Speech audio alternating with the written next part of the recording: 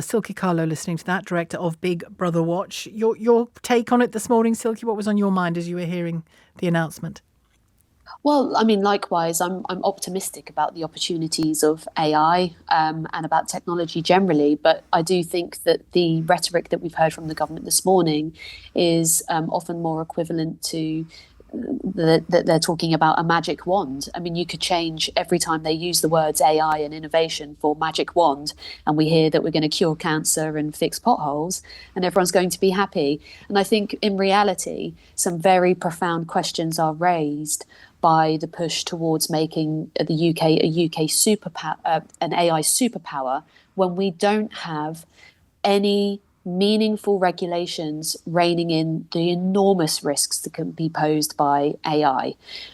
Yesterday, the government was saying that the previous government looked far too much at AI safety. This is bonkers, frankly.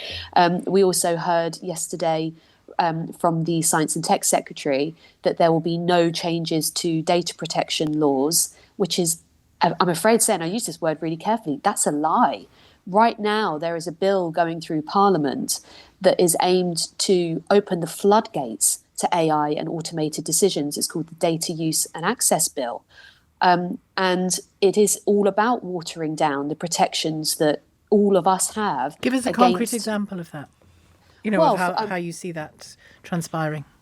Yeah, I mean, already we've seen AI and automated decisions in lots of areas of public life, including the NHS. So, for example, in life and death decisions, such as who is offered an organ transplant, there is something called the liver transplant benefit score that is an AI data-based generated score that helps determine who is offered an organ transplant. And there is a fascinating story in the Financial Times about a young woman that had to battle against the system, find out that it existed, what of her data had gone into it, why she was low down on the list, and to try and fight a computer system. These things are happening across the public sector and in the private sector. And can I ask you, is that transplant example a common one? Is that commonly how these decisions are reached? I mean, they can be. There are lots of different ways in which AI and automated decision making can work, and of course, people have seen it in policing, where sometimes prosecution decisions are depending on automated decisions. We also saw it in education. It's all very well saying teachers will have hours and hours more time on their hands. We all remember the A-level grading scandal, where automation was used and thousands of young people had their lives impacted in a really serious way by computer decisions gone wrong. So yes, it's very exciting. Yes, we should be optimistic, but we do need to make sure that the right regulations are in place. The EU has an AI Act. They've been legislating for years. Lots of other countries around the world have. We're not. And just to be clear, you've said there that, I presume you're referring to Peter Kyle, are you, the data minister, is telling a lie when he says there'll be no change to data protection. You say explicitly there will be, and it's there to see. Everyone can see there is a bill going through Parliament. In fact, it's in Parliament, I think next week, again at report stage in the House of Lords, the Data Use and Access Bill. This is about opening the floodgates to AI and automated decision making. And in fact, the government's own words are that they want to authorise the use of automated decision making for all purposes. That is a huge change in UK law, and it's been totally overlooked. And this is why I'm kind of shocked and angry that on a day like today, when we're having this huge announcement about AI, that the public are being told nothing will change to your privacy, nothing will change to your data protection. I didn't know what you've just told me, so I'm going to ask you to repeat it. That in a line in that bill, automated decision making should be across the board?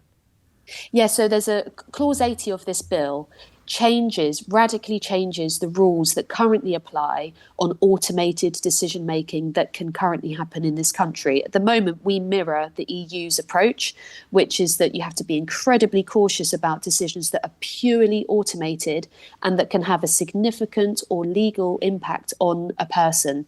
For very good reason. Well, they're inhuman. I mean, they may end up being the right decision, but the risk of the wrong decision is huge, isn't it? Or just a decision that has got no humanity in it at all.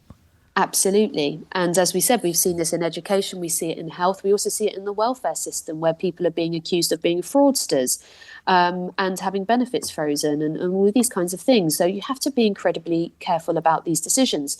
The Labour government has said that they want to authorise automated decision making for all purposes and that any risks to increased breaches of human rights are justifiable for economic reasons. And I think that is something that needs way more discussion, way more scrutiny. It simply wasn't right for the Science and Tech Secretary, Peter Kyle, to tell the public that where they're not changing data protection, they're doing it right now. But just let me put this to you. It's from a Computer Weekly magazine, says that automated decision-making sets out, as you've said, substantial reforms for ADM. Not quite sure what ADM stands for, you may. Automated decision-making. Oh, sorry, automated decision-making. Yep. Removing the protections under Article 22 of the Data Protection Act that states solely automated decisions are only permitted in 3 circumstances, so not every circumstance, 3 circumstances. One, where entering into a contract. I mean, that covers a lot, of course. Yeah. Or authorised by law for some reason, or with the explicit consent of the data subject, i.e. the person. Does that reassure you in any way? No, that's what the law currently is.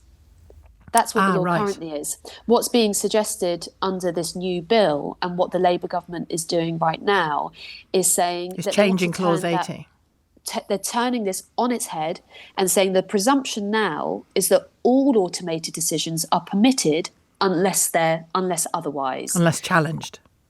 Unless for a specific number of reasons. And in their own language, the aim of this is to massively liberate and increase the number of automated decisions made about all of us. Now, as you say, sometimes that might create efficiency. Sometimes it might make the right decision.